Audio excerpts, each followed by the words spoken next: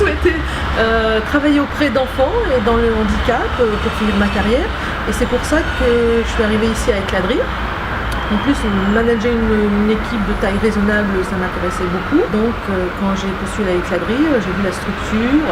Déjà, je l'ai trouvée très accueillante. Les petits groupes d'enfants, la prise en charge spécifique et individualisée des enfants, moi, ça m'a intéressée. Ce qu'on pouvait y faire, les projets, l'ouverture sur l'extérieur. Moi, j'essaye de travailler dans une équipe avec différents salariés et différents emplois, soit des emplois qui sont plus paramédicaux et des emplois qui sont plus éducatifs. Chaque enfant a son projet personnalisé qu'on réajuste, et c'est vrai qu'on réajuste en fonction aussi des désirs des parents. C'est-à-dire que mon désir à moi, plutôt soignant, le désir éducatif et l'objectif des parents, c'est que peut-être ils soient mieux installés ou qu'ils soient juste debout, et il faut arriver à concilier tout ça. Et que le parent soit toujours celui qui a son mot à dire et le dernier mot à dire dans la prise en charge de l'enfant.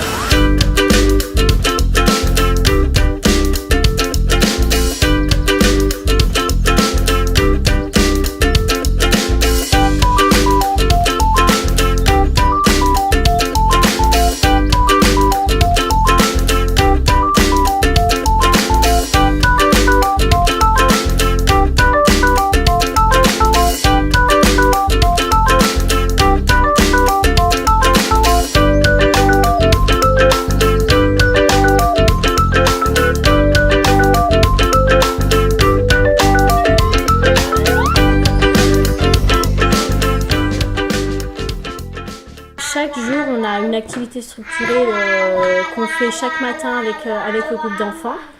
Et là, actuellement, par exemple, je suis en train de préparer l'activité Petit Chef dans le but de découvrir les aliments, les goûts, de toucher l'aliment déjà entier, puis après découper, la préparation.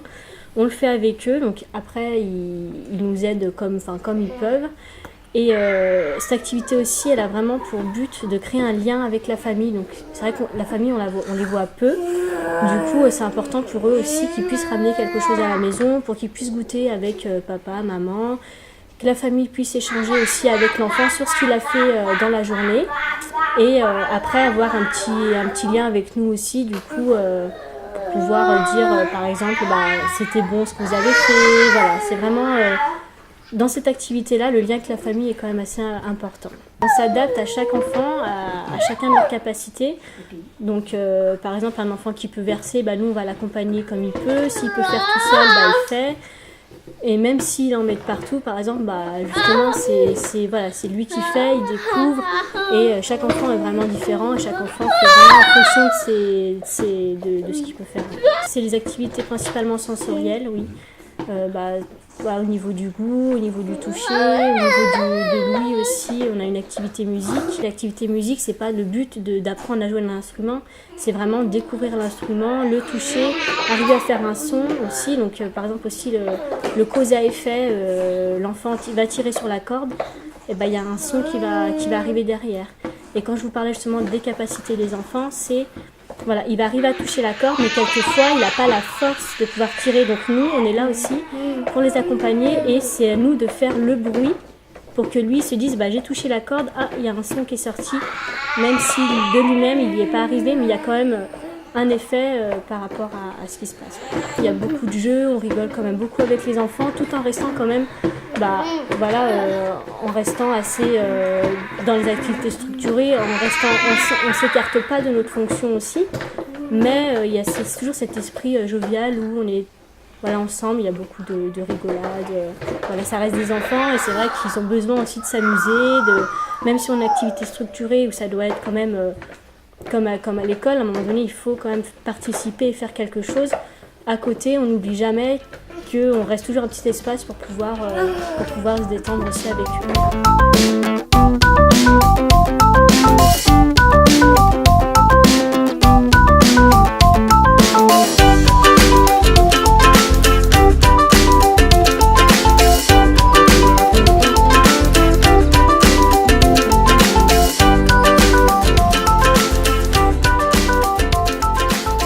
Tous les jours, moi je travaille sur le groupe des papillons en haut. La priorité c'est que chaque enfant soit bien au sein aux soins du groupe. Donc c'est vrai qu'on a d'abord un accueil le matin, on leur dit bonjour, on chante notre chanson d'accueil. Et puis après, donc on a notre activité tous les matins. En fait, on a une activité structurée. Donc ça, c'est la salle Snows-Hélène. C'est une salle où on va développer, où on va travailler sur le côté un peu sensoriel des enfants. Donc on a la colonne à bulles, les filaments lumineux, et les enfants se dirigent vers vers la lumière qui vont les intéresser. Et nous, on va aller vers eux pour faire des petits massages, pour vraiment les apaiser. Et c'est une salle où on peut travailler, où c'est vraiment, on n'interrompt pas par exemple cette activité. Il n'y a vraiment personne qui rentre à l'intérieur quand on est avec les enfants, parce que c'est un moment rien qu'à eux où justement certains enfants qui sont pas très, qui vont être un peu renfermés sur eux-mêmes, c'est là où ils vont parfois vocaliser un peu plus et s'ouvrir. C'est une très grande importance. Certains enfants, c'est vraiment un endroit où ils s'ouvrent, parce que c'est sécurisant pour eux, rassurant.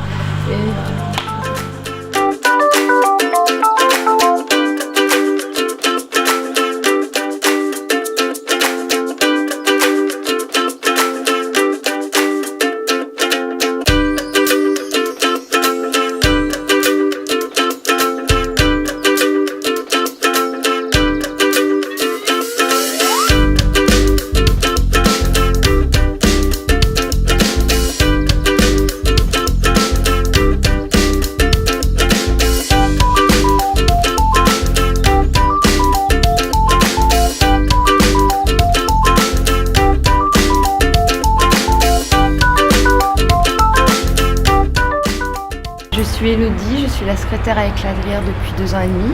Mon tout premier travail, c'est quand même le travail administratif, mais pas uniquement. Je m'occupe aussi de l'accueil et du contact entre l'établissement et puis les parents. Je suis la première personne qu'on a au téléphone quand on essaie de joindre quelqu'un ici. Je suis un intermédiaire entre les parents et l'équipe éducative ou Madame Lacroix. Comme on n'a pas beaucoup d'enfants, les liens sont on est assez proche des parents. On a 20 enfants. C'est des enfants qu'on reçoit quotidiennement, donc le matin de 9h15 jusqu'au soir 16h30. Donc c'est uniquement un accueil de jour, donc les enfants le soir rentrent chez eux. Et ils reviennent le lendemain matin. C'est un accueil sur la semaine, 5 jours sur 7. Je pense que le petit plus qu'Éclat-de-Rire apporte aux enfants, c'est déjà l'énergie du personnel, l'énergie que le personnel déploie avec eux chaque jour, le travail éducatif, la mise en place de petites astuces, de langage macathon pour communiquer, en personnalisant, je pense, avec chaque enfant, suivant ses capacités et suivant son envie du moment et puis ses possibilités. Moi, je pense qu'Éclat-de-Rire fonctionne comme une école, dans le sens où, une école pour enfants polyhandicapés, pas une école classique, une école maternelle, mais je pense que ça fonctionne pareil parce qu'il y a tous les petits apprentissages qu'on pourrait retrouver dans une école. Bien sûr des apprentissages plus basiques, mais ça peut aller de je demande quelque chose, je demande un jouet, moi je trouve que ça pourrait ressembler à une petite école.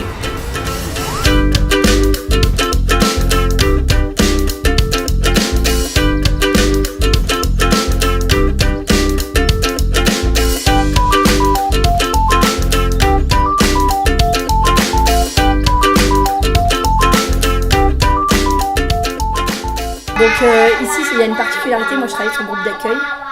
Donc tous les enfants qui viennent pour la première fois avec l'Adrire, en principe viennent sur ce groupe, sauf s'ils ont connu depuis longtemps une socialisation, s'ils étaient déjà en crèche ou dans d'autres centres et qu'il y a une place sur un autre groupe et qu'il n'y a pas de place là, ils iront sur cet autre groupe. Mais là, c'est vraiment le groupe d'accueil. Donc il y a un grand travail de socialisation, donc on y va progressivement. Donc ils viennent d'abord une matinée avec la maman, après un repas avec la maman ou le papa, peu importe. Et petit à petit, voilà, il lâche l'enfant. Et donc on connaît tous les enfants, mais pour connaître un enfant, il faut du temps. Voilà, au début, on le connaît par les dires des parents. C'est très important, voilà, c'est eux qui connaissent le mieux leur enfant. Donc on intègre tout ce qu'ils nous disent. Et au fur et à mesure, nous, on va découvrir des choses et on va le partager avec les parents et d'un commun accord, on mettra en place des choses. Ils ne parlent pas ces enfants, donc faut vraiment, c'est comme un petit. Donc il faut décoder des pleurs, décoder des mimiques. Et les parents qui le connaissent au quotidien le savent mieux que nous. Ici, sur le groupe des petits, c'est quand même, enfin des petits, des arrivants, c'est des activités d'éveil, plus que de l'apprentissage.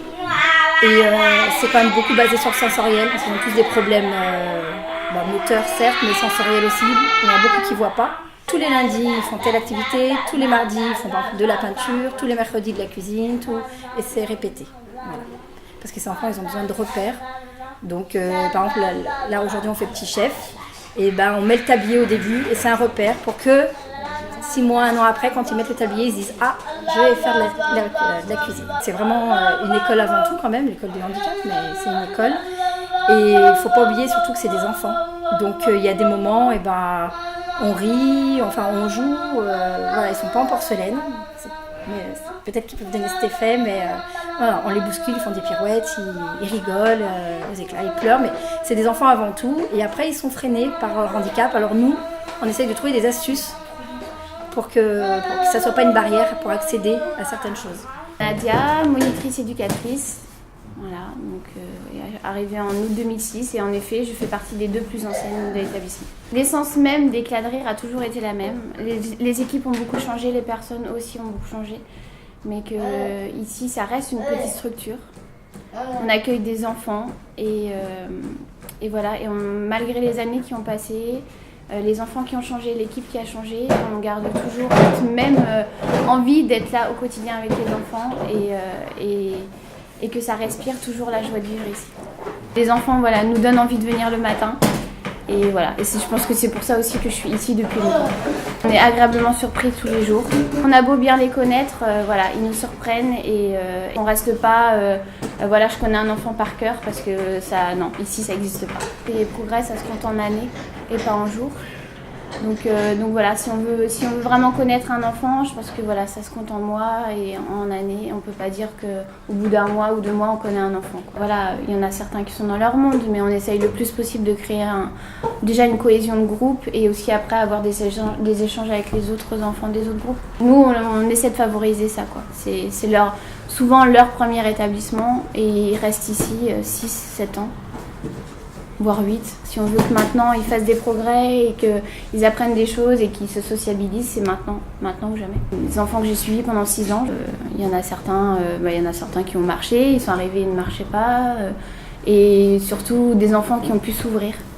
Voilà, des enfants qui étaient très dans leur monde et qui ont pu s'ouvrir et qu'on a pu découvrir. Et même jusqu'à la fin, des enfants qui font des choses leur dernier jour à Éclat de Rire, qui nous montrent finalement tout le travail qu'on a fait, tout le travail qu'on a entrepris, ça a marché et que il y a des pistes de travail et que après ça continue ailleurs, dans d'autres établissements. Alors moi je m'appelle Stéphane Moreau, je suis arrivé en septembre à Éclat de Rire. Je suis orthophoniste et ce que je fais tous les jours, c'est assez varié.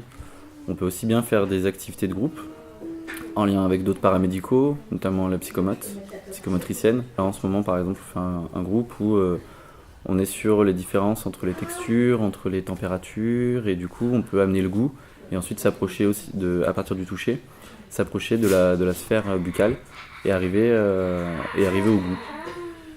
On a aussi, moi j'ai aussi un rôle de formation et d'information auprès des équipes au niveau de la déglutition de la nourriture. Mon rôle c'est d'adapter les textures selon les enfants et leurs capacités.